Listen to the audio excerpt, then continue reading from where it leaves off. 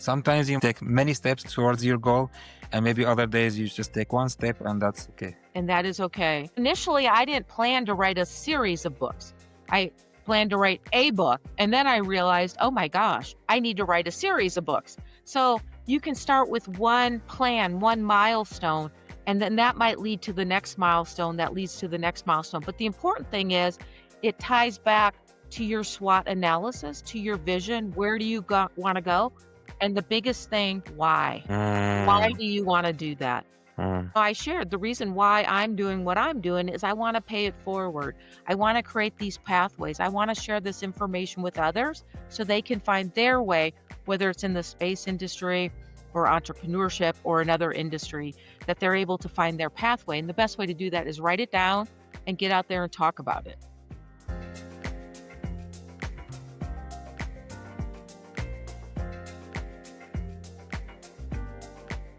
Shelli, I'm really excited to have you on the Core Impact podcast. I'd like to start with you directly about talking about your books.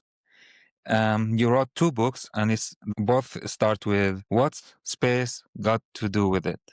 One is about personal, let's say, growth, and the other is more about turning vision into action, right?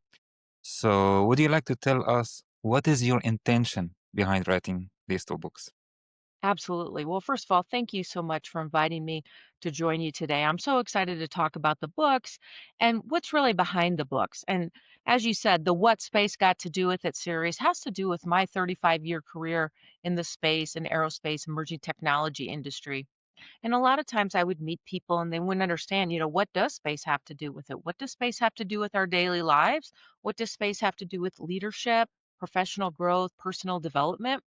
And I would go out and I would do talks or I'd mentor people, and many times they'd say, Do you have this written down?" So that was part of it, was starting to write down that advice because you can only mentor so many people. So this is a way that in the books, it talks about, like you said, the first book is about personal growth. It's 10 life lessons. And each lesson shares a little bit about my journey, but then I've included in each chapter 3 global thought leaders and how they tie in and validate that that life lesson will work no matter whether you're in the space industry or another industry. And then I included a section in each chapter that says turning insights into action. So it's what each individual can then do from there. So maybe they don't have a mentor or an organization that can help them find their next step. So the book actually includes those next steps, whether it's free or low cost classes, books to read, webinars to watch. It provides the next steps that they can take on their own. I noticed that you focus on visionary leadership. So how can you define a visionary leader? Well, I think what we have to do is I really look at leadership under 3 main areas, and that's going to be in my upcoming book called Out of This World Leadership, that's coming out in 2026. And it really focuses on 3 main things, and that's inspirational, authentic, and gratitude. That's what I see leaders having today as well as into the future. And under that visionary leadership or inspirational leadership is where you find that vision. When leaders can cast a broad vision and say, this is where we're going. This is where I want you to be. I want you to get on board with me. And you can see that whether it's entrepreneurs who are very inspirational, academia leaders who say, this is where we're going. This is where I'm taking the organization. And I highlight Dr. John Wensven, who is the president of International Space University, as one of those inspirational leaders. He's in book 2. He has a new vision for International Space University and where he wants to take it. We also can see this with companies. You can see companies out there. We could look at SpaceX and Elon Musk, who said, I can do this. I can build a rocket. I can do this less expensively than the government can. And he had a vision and he took people with him. And you can also see government leaders. You can look at the United Arab Emirates and their government and king's vision to have a Mars colony in less than the next 100 years. And so that was a big, bold vision, and they started building around that. So that visionary leadership falls under being inspirational. Actually, now when you're talking about authenticity,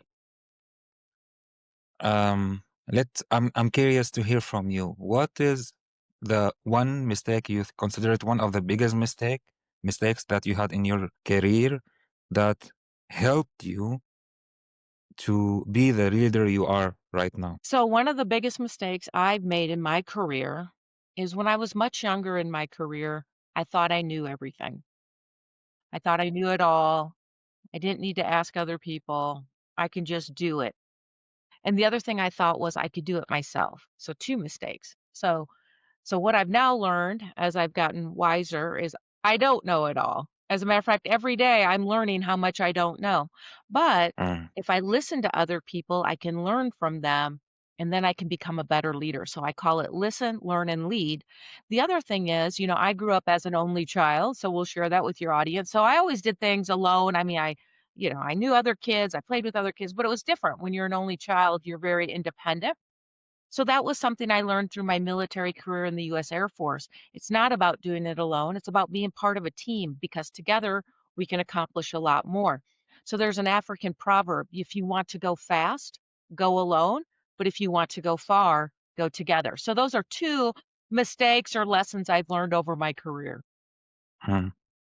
While you are listening to the Core Impact podcast, please take a moment to pause and share with me. How do you feel? Are you enjoying the conversation, feeling inspired, or something else? I would love to know your feelings in the comments. There is something also I'm curious to know from you. How would you summarize them in a simple way, let's say, which are what you call the 4 foundational pillars? So first one is leadership, the second is awareness, third is access, and the fourth one is action. Would you like to talk more about these 4? Absolutely. So in the second book, so the first book was the 10 life lessons for personal growth, and that's really great for young professionals, 35 and younger, all the way into high school or junior high. Great lessons learned for professional development, creating a foundation.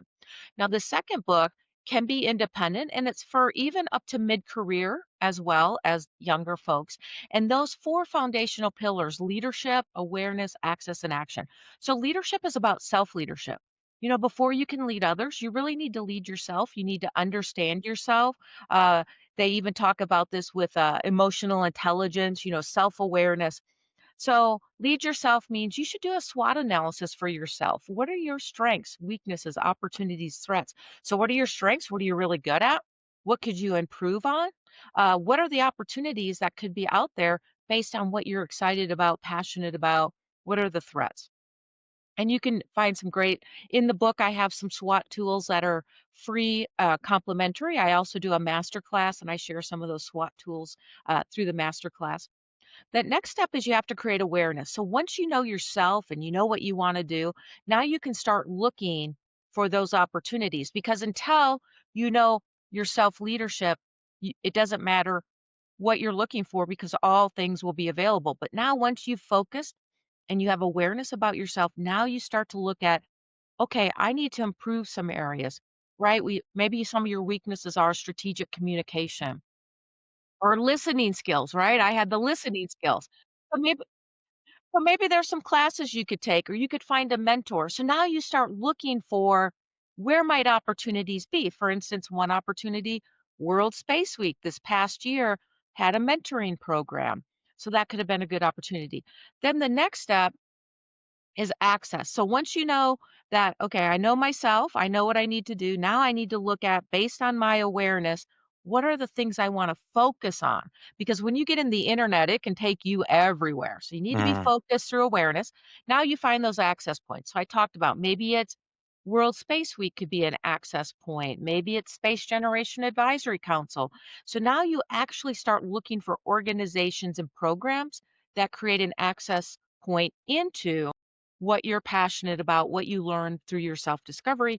And then, of course, the last step, which can be sometimes the most important, is you need to take action.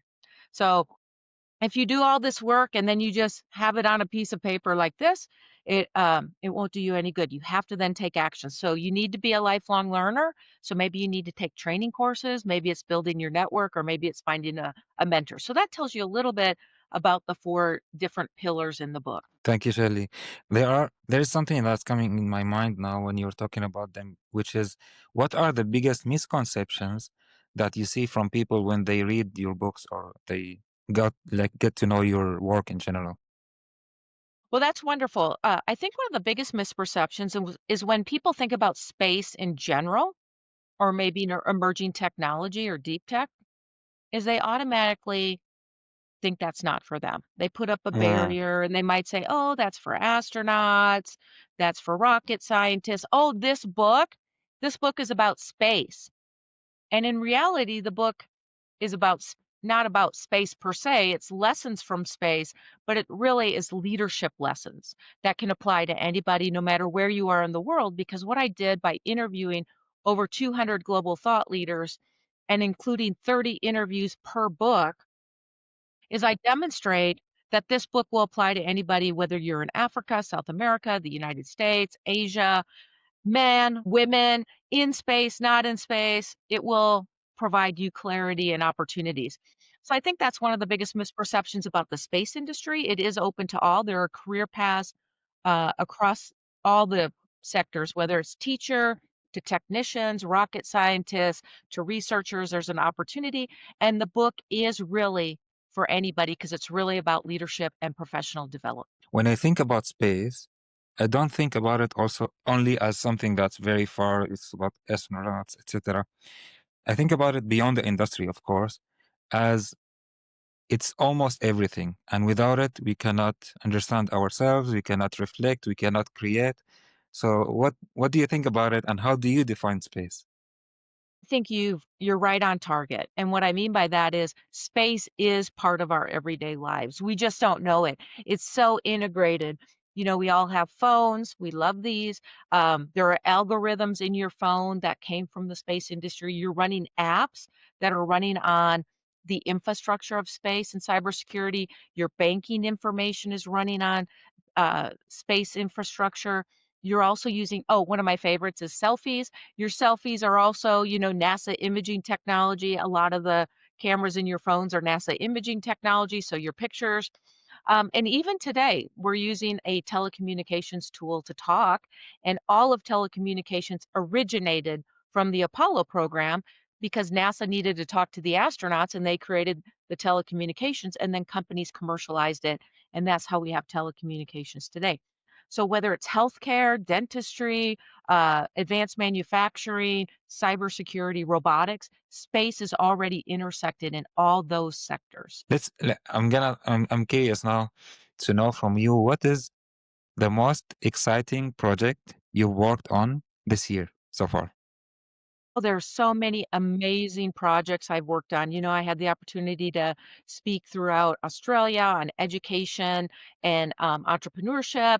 But I'm going to say one of the most exciting programs I did was I went to Togo. And initially, I went on behalf of the U.S. Embassy in Lomé through the U.S. State Department, and we did the first Space Forum Africa conference, and we kicked that off in April to start to bring into Togo the opportunities that investment and entrepreneurship can do to build an ecosystem and economic development and prosperity throughout Togo and the region of Africa, and how space, less about space, satellites and rockets, but more about Earth observation, telecommunications, and how it can benefit citizens. So we had a wonderful kickoff to that Space Forum Africa conference, but then that leveraged into several other things. I continued to partner with leaders in Togo, and we created a Women Tech Lead Creators Entrepreneurship Program through the Mandela Washington Fellowship Program out of the U.S. State Department.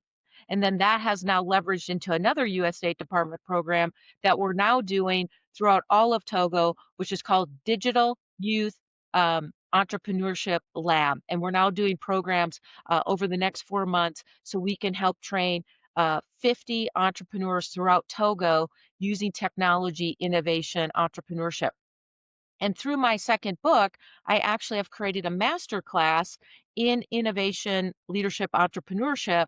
So I'm teaching that master class for each of these cohorts, and there'll be 5 cohorts of 10 entrepreneurs each. Would you like to talk more about it? Well, so it's really exciting. And Abube, my partner in Togo through the Academy des Leaders and again, the US State Department. It's a wonderful opportunity because when you can help entrepreneurs to create products, programs, and services. They then solve problems because that's what entrepreneurs do. They are problem solvers.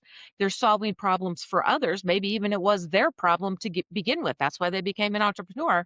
And then they're empowering others to also do that. So part of the program, in addition, I'm doing the master class on the second book about entrepreneurship and innovation and leadership.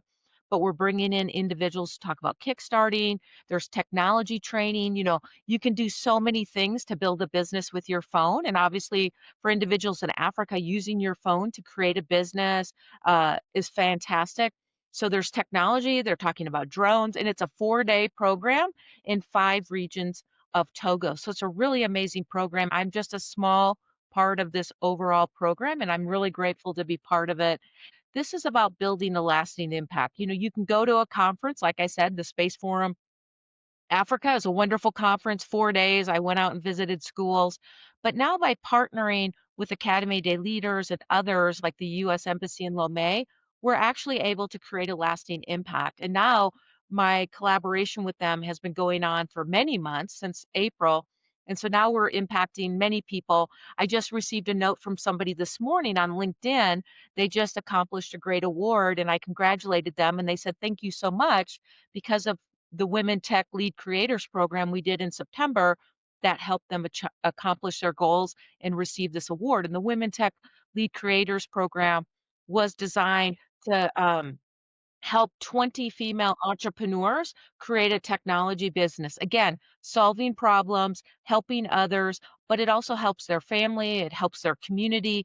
And part of each of these programs we do, we require the participants to also pay it forward. So after they get done with the program, they have to go out into their community and now share the skills that they learned in this program. So we're creating that ripple effect and helping grow the ecosystem. Hmm. I I'm wondering how happy you are when you do such things. It's wonderful. I this is why, I was in the Air Force for 30 years, and I did space procurement, and then I work at the Space Foundation as the chief operating officer.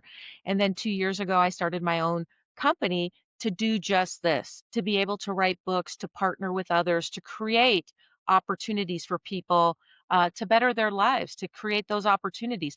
These women and the other entrepreneurs in the other program, they're not just women, it's women and men. They're changing their lives, they're changing their families' lives, they're changing their communities' lives. So it's kinda like you throw a pebble into a pond, and you can watch the ripple effect, and hopefully that ripple effect goes long after I've departed or not been I come in, I teach my program, and then I leave. The other program that I'm gonna be kicking off, a little surprise for you and your audience, you probably are aware of International Space University, and they always have a summer program called their Space Studies program. It's a 5-week program. This summer, 2026, it will be in Strasbourg, France, at their main campus. And I have been selected to be a team project chair. So one of the things I'll be doing is looking at that second book and creating a team project for the students that will be coming to take part of the Space Studies program in Strasbourg, France. So stay tuned. We're still working through the curriculum development, but I kind of outlined a really fun team project that I think will really be exciting, and all the participants and the students will be able to actually take something back with them that they can continue to grow on. Not even on LinkedIn yet. I haven't even shared it on LinkedIn. You're the first one. Thank you very much. Shelly, there is one thing that's coming to my mind when I think like how much international you think in an international way, let's say, collaborating with everyone around the world, how important it is for leaders and change makers to have this mindset, especially in the future. Well, I will say, first of all, that global collaboration is really one of those things you learn from the space industry, because space is a very expensive activity, um, and it's still dangerous. And so you can look at the United States with the Artemis program, and the Artemis program is designed to return humanity to the moon, and this time to stay, and then we go on to Mars. But we're doing it as partners. More than 50 countries have signed the Artemis Accords. So it's multinational. There's also, when you think about space, There's all the country laws, but because space is also a global domain, I'm going to call it, that every country has access to it, it's also under the United Nations Office of Outer Space Affairs. So we have to work together. So there's lots of opportunities in the space industry for diplomats, for international relations, for policymakers, for space lawyers, in addition to those rocket scientists and astronauts. So because I grew up, I'm going to say grow up, my professional career was a lot in the space industry. Yes, there's military and civil space, but I really learned a lot about that international space, the collaboration, and how we work together to create the things we want. I mean, most nations want capacity building. You want an educated workforce. You want to create entrepreneurial and business opportunities to solve problems, but also create employment opportunities, create products and services, create economic wealth and prosperity. And most countries want to have global trade in some sort of fashion where they look for external markets and they find reciprocal arrangements. So the space industry was a really great foundation for building that international look. I will also share, having been in the Air Force for many years, I was fortunate to get stationed in Turkey and Germany, and having that opportunity to live internationally, to, live in the communities, to learn languages, to understand cultural differences and how do we work together? How do we create opportunities? That really was part of the skill set from the beginning of my military career. Actually, I had some conversations with peoples in high positions in different industries, and some of them they have kind of resistance towards change, towards also the world is changing. So some companies used to have people, let's say, from more or less one country, maybe more males than females, and now with all these changes, they say when you want to do all of this work, it's harder to be in harmony, and it's not really bringing us forward. It's better for us to just stay as we are, because when we all maybe speak the same language, let's say, they have different or same culture or mindset, then there's no need to push and be open to everyone and include everyone and see everyone in the world, what do they need and how can they support us and how can we support them, etc. What, like, if someone comes to you and say this, what would you tell them? Well, I think first of all, listening to their point is very valid, and it depends. So just like you did a SWOT analysis for yourself, all your companies should be doing SWOT analysis. They should be looking at what are the opportunities presenting themselves, what is the change, and how do they want to move forward with that change. Now, some of the changes they don't have a choice. Um, Artificial intelligence is happening. It's happening in every sector. So those companies probably should have somebody on their board of directors that's a chief technology officer or a strategist who can really be helping them understand the emerging technology and how does it want to play into their company. And if they're not thinking that, I assure you their competition is because they can stay stagnant or stay in one place, but their competition is not. And that is the wonderful thing about competition. It forces you to continue to evolve, to create new products and services, to do things better, to have better processes, to reduce costs, to reduce timelines. So, for companies who might be resistant to change, they need to understand their business model. Who is their target customer? Maybe their customer is only in their country. Well, then that might make sense that they don't need to bring in international advisors.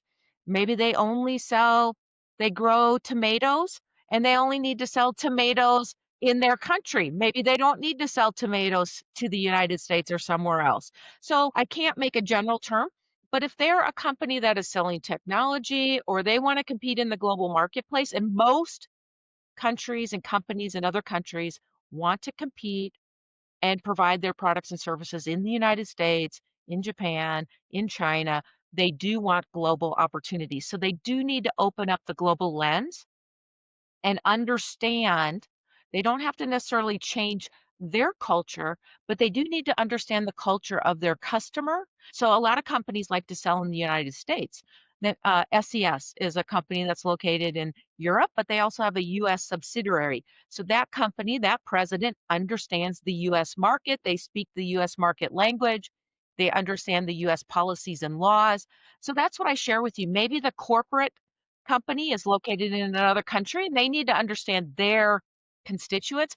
But if they want to do business elsewhere, they probably really need to open up another office elsewhere. And I'm seeing that that's the United States, but even Saudi Arabia and the UAE, they're doing a lot of international business, and they all Yeah. want those companies that wanna come in and do business to have a company office in their country so that they can meet with local leaders, understand local policies, hire local workers, etcetera. Shelly, I like how you started answering the question with you have to understand them first, right?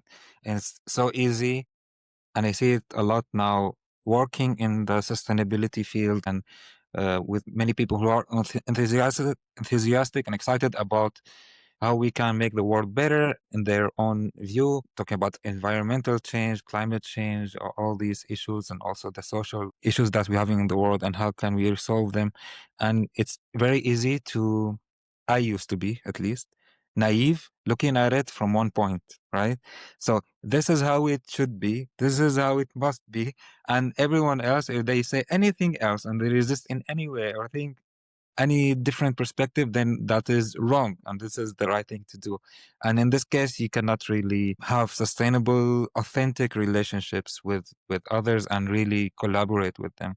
So yeah, this is something, just a reflection that you reminded me of now too. This is also part of changing the mindset. Sure, I think we all come at things from different perspectives, from our background. That's why I interviewed 200 global thought leaders for the book series and why 30 thought leaders are in each book because I might know what I know from my background in the space industry being an American, but I might not know what the former president of Ecuador, Dr. Rosalia, thinks about something or Dr. Tidiane Utara, the president of the African Space Council. So really listening to these other points of views from around the world help you gain a global perspective.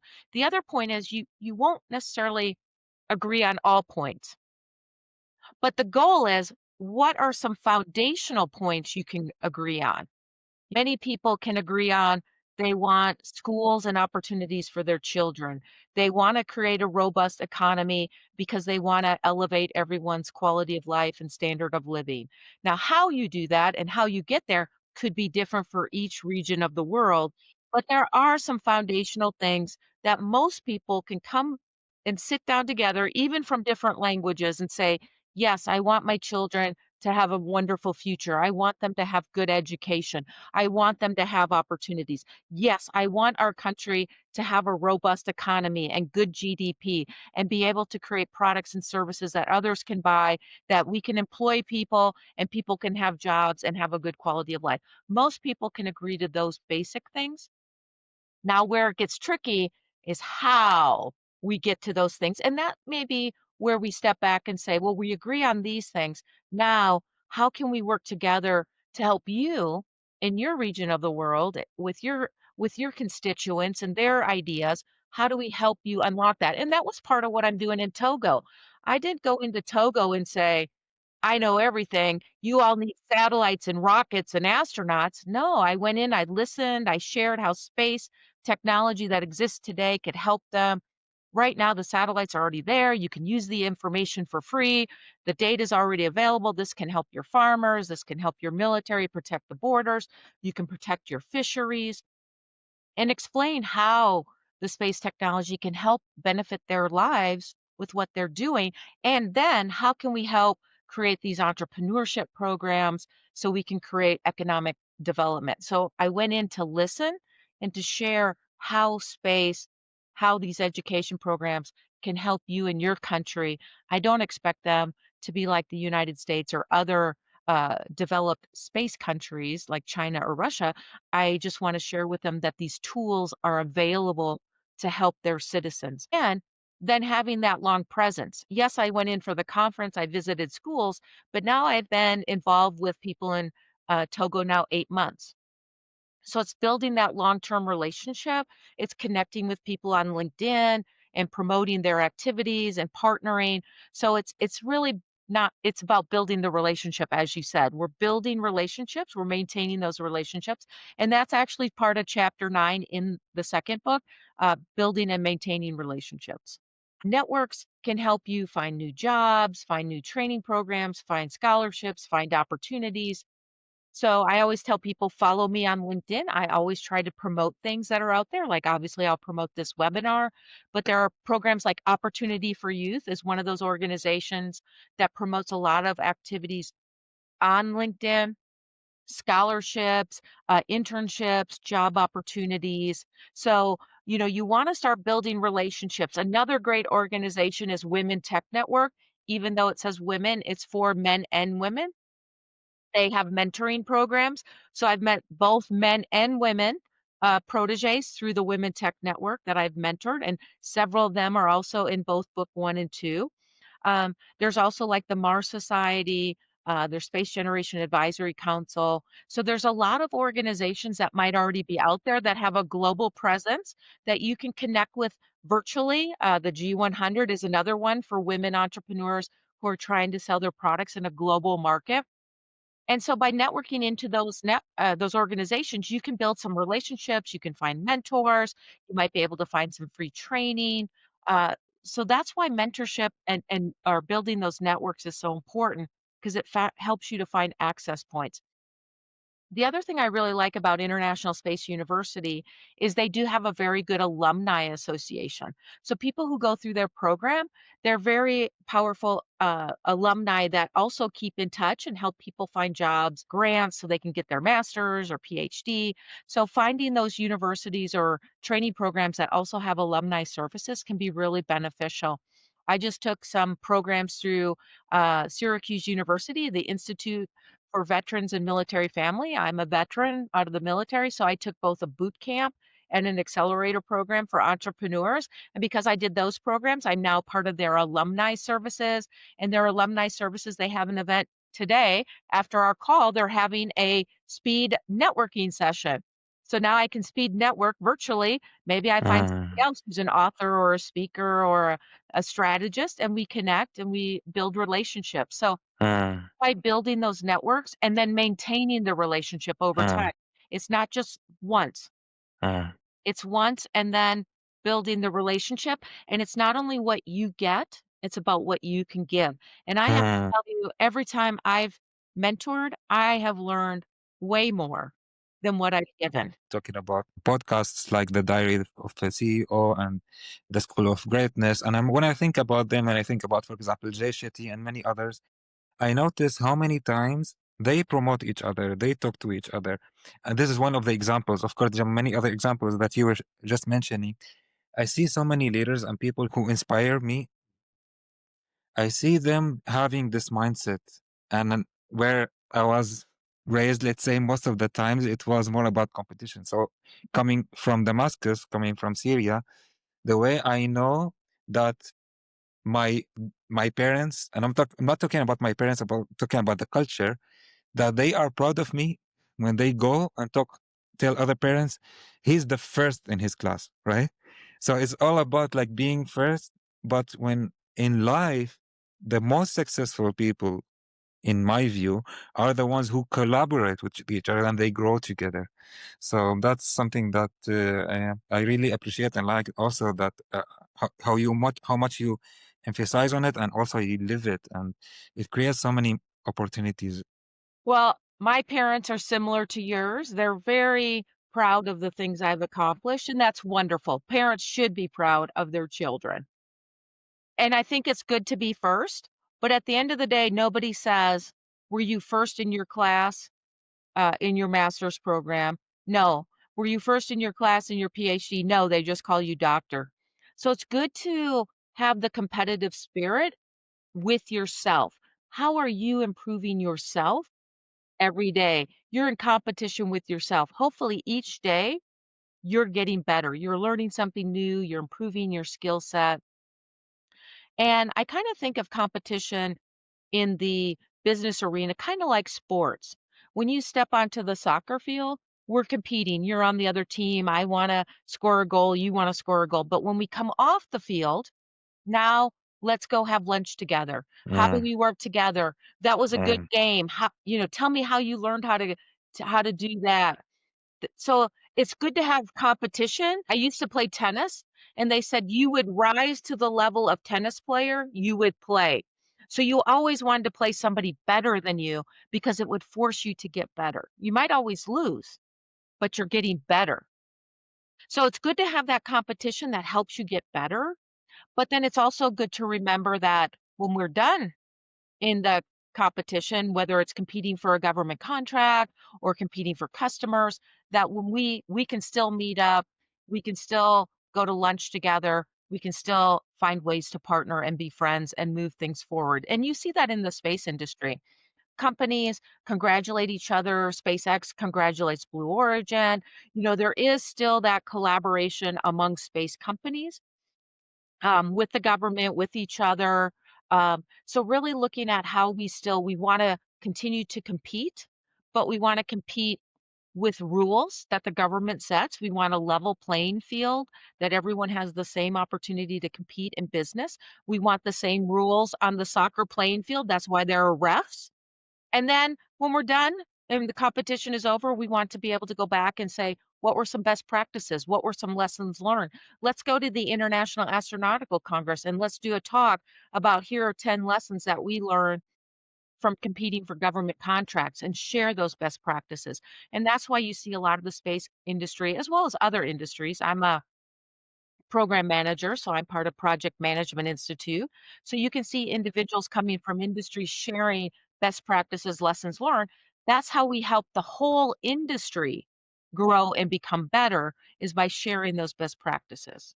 When you have this rich experience of collaborating and working with people all around the world, what are your top 1 to 3 things that you learned and maybe changed you the most, learning about different cultures and living with people and working with people around the world? Oh, that's always a good one. Well, the first one is words have different meanings. So even though I speak English and people in the United Kingdom speak English, our words may not mean the same thing. So Uh, it's really important. And then when you add a different language, so it's really important when you're meeting with other people that you understand what their meaning of what they're saying is. uh, So in some cultures, um, they have a different and then they have a different way of interacting as well. The United States, we're very, we meet you, let's get down to business. Other uh, cultures have a very different, it's about meeting you, it's about greeting you, it's about getting you a cup of tea, it's about talking to you about your family. And then after we talk and build a relationship, then we can talk about business.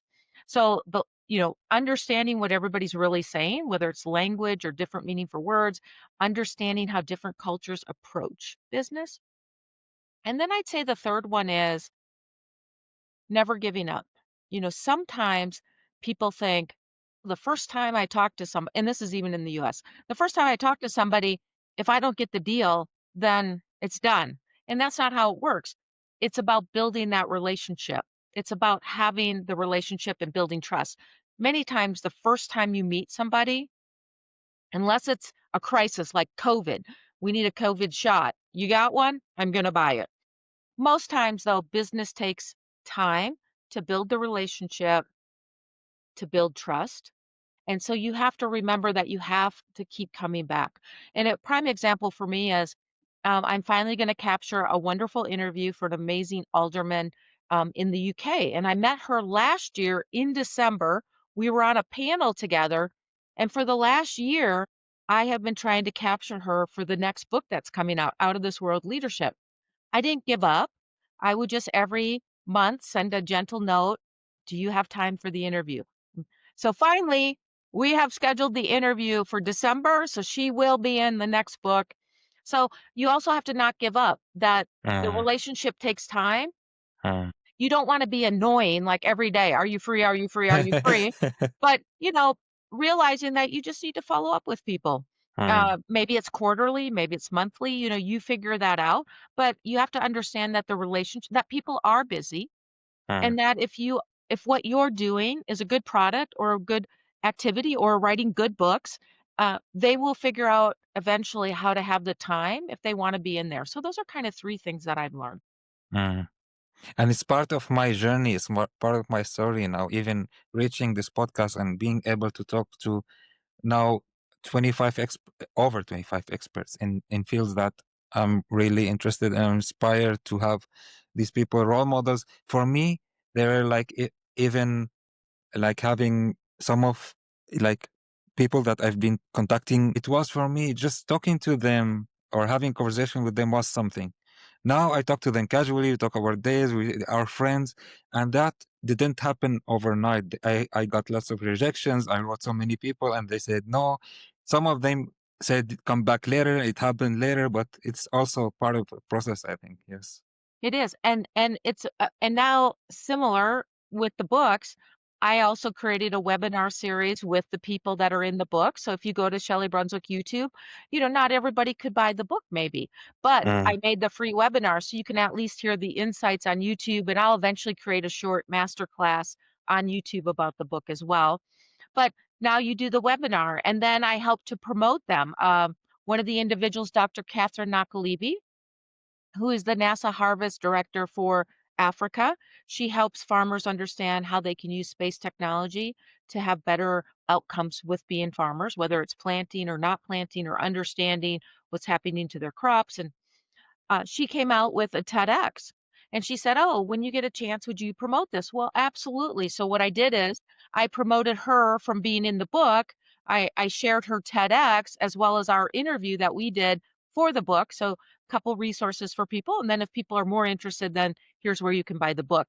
So it's about building the relationship to help each other. And ultimately, she's helping all these farmers, not just in Africa, but around the world with space technology. So I really want to help her promote that information.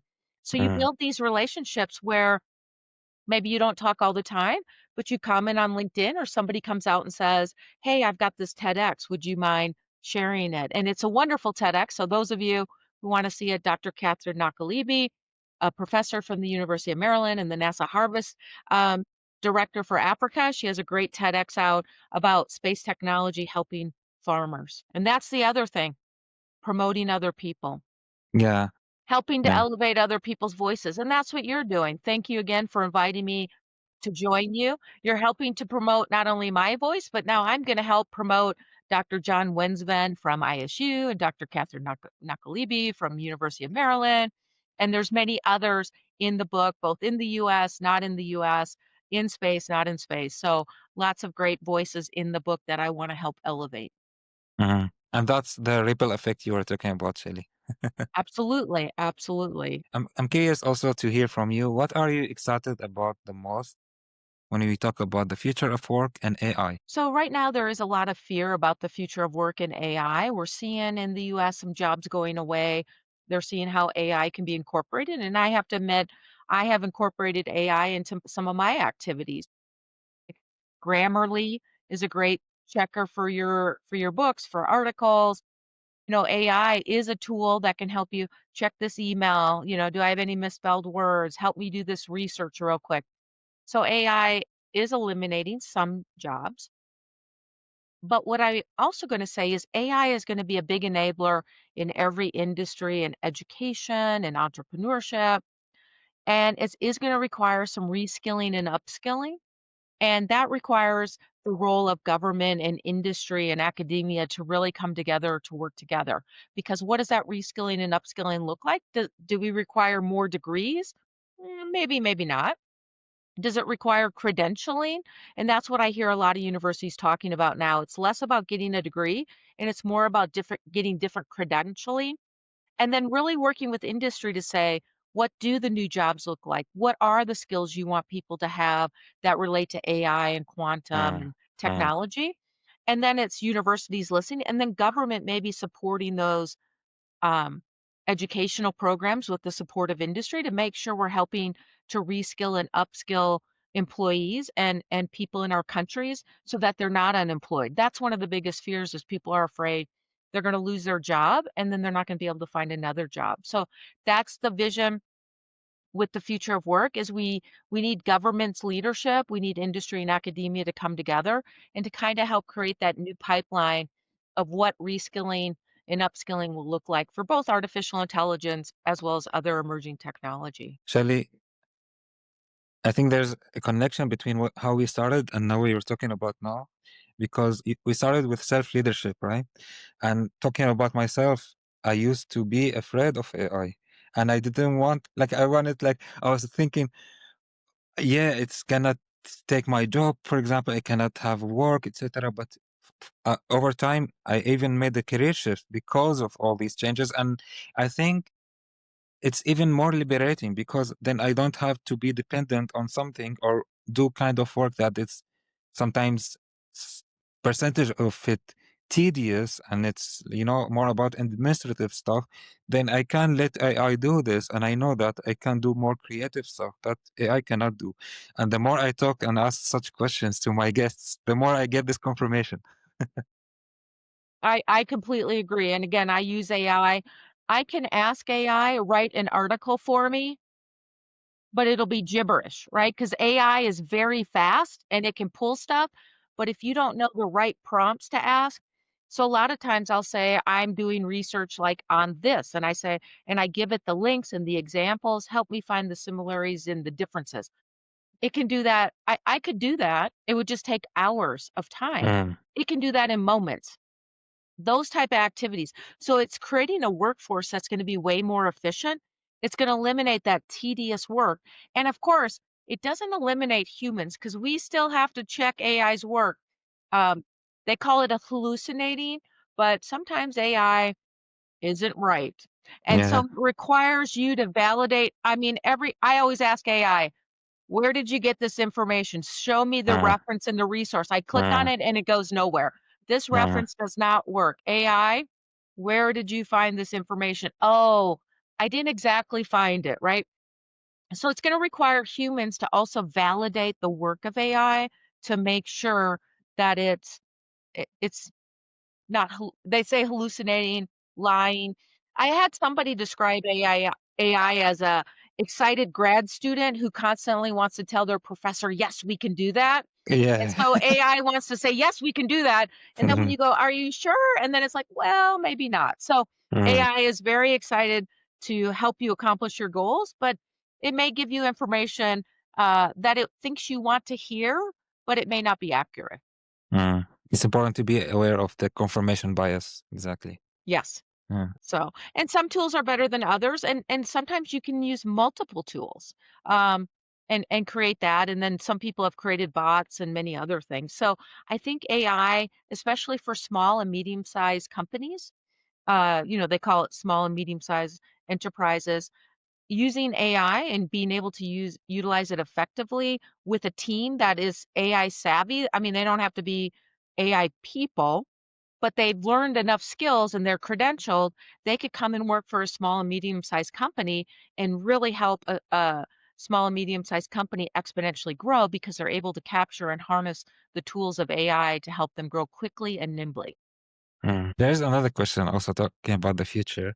From your view, from your experience, what are the top three skills every leader and change maker must have in the next decade? Excellent. There's a number of organizations who have put out a skill set from the World Economic Forum to uh, some thought leaders like Deloitte and others. But I'm going to say the soft skills are extremely important. Those are the skills that are uniquely human.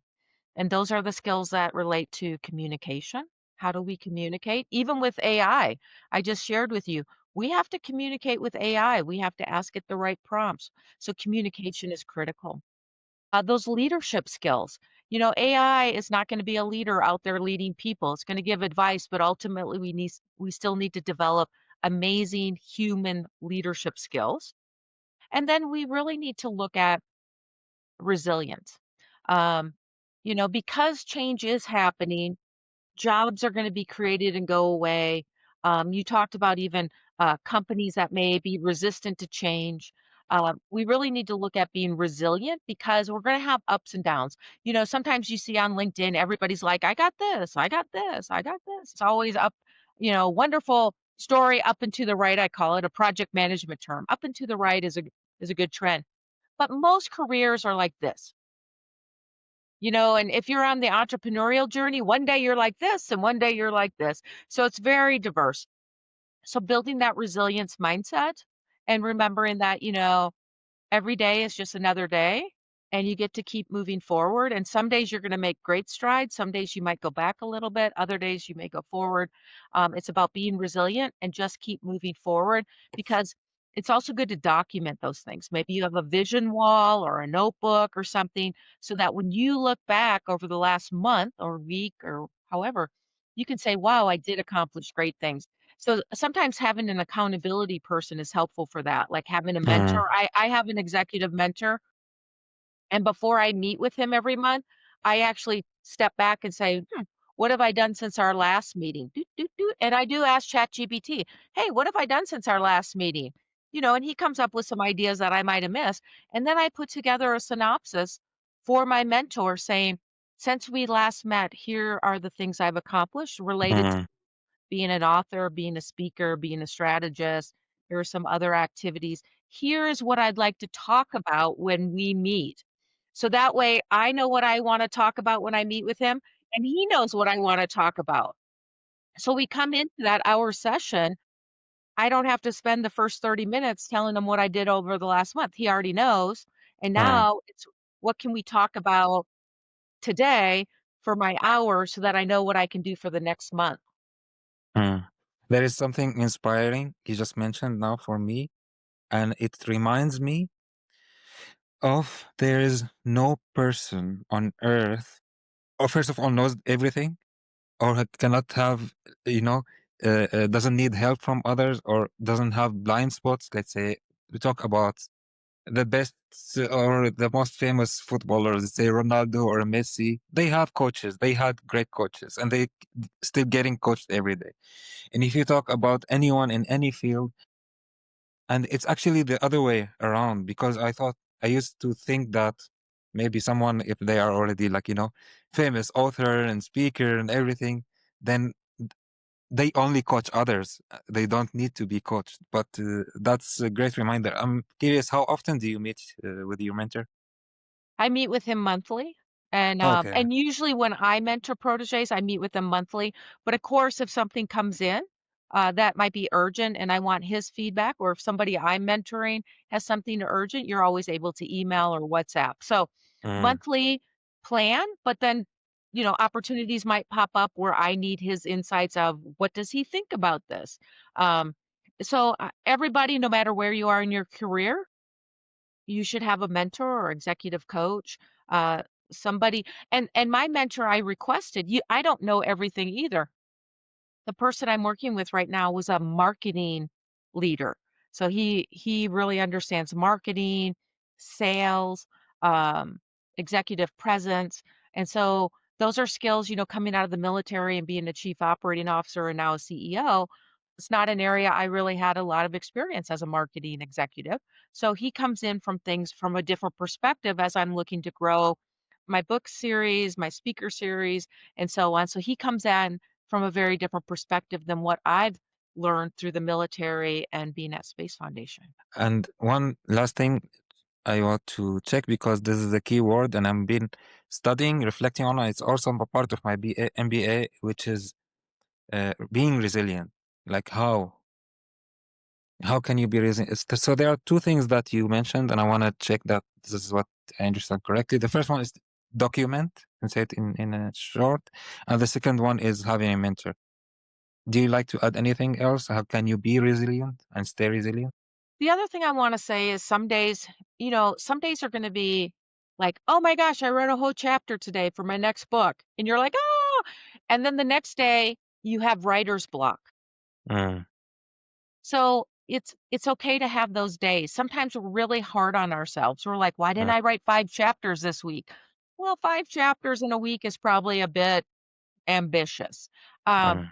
so sometimes we're really hard on ourselves. We set really high goals. It's part of that SWOT analysis. So we also have to remember that as long as we're moving forward, it's okay. So maybe today I didn't write a chapter in the book, but maybe I interviewed somebody, or maybe I scheduled an interview with somebody for the book. So small steps are okay. Every Mm, day is not gonna be a giant leap for mankind. Let's remember, John President Kennedy said, "We choose to go to the moon in this decade and do the other things not because they are easy, but because they are hard." It took 10 years for the United States to land a man on the moon and safely return him to Earth. There were lots of setbacks, but ultimately, it happened. So I say that to your listeners, there are usually no overnight successes. It's built on tenacity, not giving up, every day coming back and doing it again until you get there. And so be patient and be kind to yourself and also um, balance yourself. Make sure you're spending time with your family, you're recharging, doing things that are good for you mentally and physically. Because if you burn yourself out, it won't be good for anyone. So remember that you have to take breaks. And so I'm going to take a break as well and go on vacation in December with my family and have a little break. I'm sure there'll still be some work done, but it won't be like being at work every day. So give space to yourself. And Exactly. also, it's like a bit of a summary of some what you were saying is also from the beginning about being visionary is to be clear on your vision. You know what you're where you are heading to. You don't have to choose everything because in the age of internet there are so many things that you can think of and there are so many ideas. So be clear where you want to go, and then sometimes you might go like you take many steps, let's say, towards your goal, and maybe other days you just take one step, and that's okay. And that is okay. I will say I'm in another program for the NASDAQ Entrepreneur Center. So it's a great organization for your listeners. They have a wonderful podcast series, but I've been accepted into their milestone circle. And so we have to set a goal for the next 12 weeks. Well, my goal was to create this International Space University curriculum, and then how does that tie into the brand? Initially, I didn't plan to write a series of books. I planned to write a book, and then I realized, "Oh my gosh, I need to write a series of books." So, you can start with one plan, one milestone, and then that might lead to the next milestone that leads to the next milestone. But the important thing is it ties back to your SWOT analysis, to your vision, where do you wanna go? And the biggest thing, why? Why Mm, do you wanna do that? mm, And, like, for me, I shared the reason why I'm doing what I'm doing is I wanna pay it forward. I wanna create these pathways. I wanna share this information with others so they can find their way, whether it's in the space industry or entrepreneurship or another industry, that they're able to find their pathway, and the best way to do that is write it down and get out there and talk about it. mm.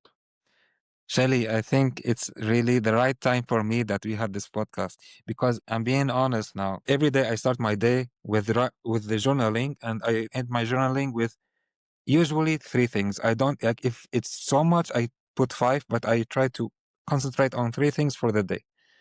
And yeah, yesterday and today, I feel like I couldn't really do what I was planning to do, and it was what you were saying hard on myself, and then now coming here say okay, but it doesn't matter. I mean, I still have today, I still have tomorrow, and the most important thing Absolutely. that I'm clear on why I'm doing this, right? Why are you doing it? And does it relate to your why? So there's a great TEDx out there from Simon Sinek, and it's like Hmm. start with the why. So I share with your audience, you can Google that. What is your why? And that's all part of that self leadership from the book, the first chapter. Once you understand your why, then you're able to figure out how and what you can do to accomplish it. And the how and the what might change, but the why should not change. My previous guest, Sven Heidenreich, his question is, how do we shape a future that is good for all children? That's an excellent question, and I share with you, that's really one of those foundational things that every country and almost every citizen on planet Earth wants to shape a future for their children that's better than their lives. And how do we do that? Through educational programs, through creating access programs. Again, similar to the book I wrote, how do we create those access, awareness, and action steps so our children have those things? And there's a lot of ways to do that, even with AI, building that online. That is another great thing. We have telecommunications so we can have teleeducation. We're also going to have AI can also help us with education so that we can provide education around the world so that no child is left behind, or even the digital divide. Because my question will be for your next business leader, how do we make sure we close the digital divide?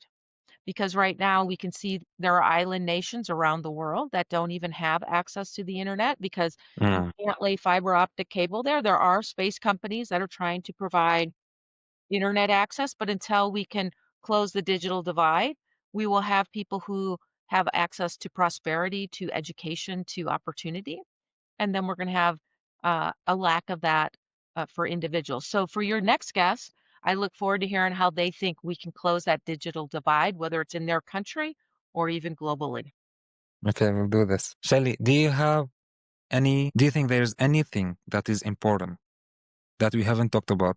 Talking about your books, your experience, all the things we talked about, also about the future, AI, leadership. We've done a lot, so how about we say, for your audience, if you're interested, I'm on LinkedIn. You can follow me. I post a lot of great information. Like Omar, I'm going to post his podcast. I post other podcasts, articles. So there'll be great opportunity. The other thing is, if you're going to want to meet in person, I plan to be at the Consumer Electronics Show in Las Vegas, 3 to 9 January 2026. I also plan to be at the International Astronautical Congress in October in Turkey. So I hope to see you there. As well as I shared, I look forward to if you're going to join the International Space University ISU Space Studies Program 26. That will be in Strasbourg, France in the summer of 26. Hopefully, I'll maybe meet you there. So my goal Yeah. is hopefully we'll get to connect, but if not, I look forward to joining you on LinkedIn and we'll keep the conversation going because the only way we can accomplish great things is to work together. How do you celebrate usually your achievements? So how do you celebrate? Sometimes you just start the next project right away, but you do take a step back. Maybe it's going out to lunch, um, sharing with your family. When the book came out and was launched, it was like, wow, we've got 2 books out now. Who would have ever thought I could have written 1 book, right? Now we have 2. Now we're talking about 3. So I think doing nice things, is it going out to lunch with your family and celebrating with them? Because remember, nobody accomplishes these great things alone. You have supporters. Maybe it's your family, your friends, your mentors. So how do you share that accomplishment with all the people who've also been on the journey? Maybe it's sharing a social media post saying, I want to thank all the mentors who've helped me accomplish these great things. Nobody goes to space alone. Nobody accomplishes great things alone. So the gratitude I shared with you being the leader for the next book is going to be about inspirational, authentic, and having gratitude. So I think the best way that I celebrate those accomplishments is really being grateful. Mm. Grateful that I have the opportunity to do something I'm really passionate about. Grateful that I have a supportive family and mentors and friends. Grateful that I'm able to do these things that can help others. So I think the gratitude is one of the most important things that keeps me grounded and remembering that this isn't about me, it's Mm. about helping others. I'm really grateful for having this conversation with you, Shelly. It's my pleasure. I'm grateful that you reached out and asked me to join you. And I watched some of your other interviews. So thank you for having this wonderful podcast, for creating awareness. And I look forward to continuing the journey with you and your audience. Me too. I'm looking forward to stay in contact and see what we can co-create also in the future. That sounds Thank you very much, wonderful. Shelly. Well, until next time, I look forward to seeing you around the galaxy. Congratulations for listening until the end. You are in the top 25% of listeners. Studies show that we forget up to 70% of what we hear within 24 hours. But when we repeat an insight by sharing it with someone, commenting, or journaling it, it moves into long-term memory. So now tell me, what are your 1 to 3 takeaways you're keeping from this conversation? Enjoy every moment. Until next time.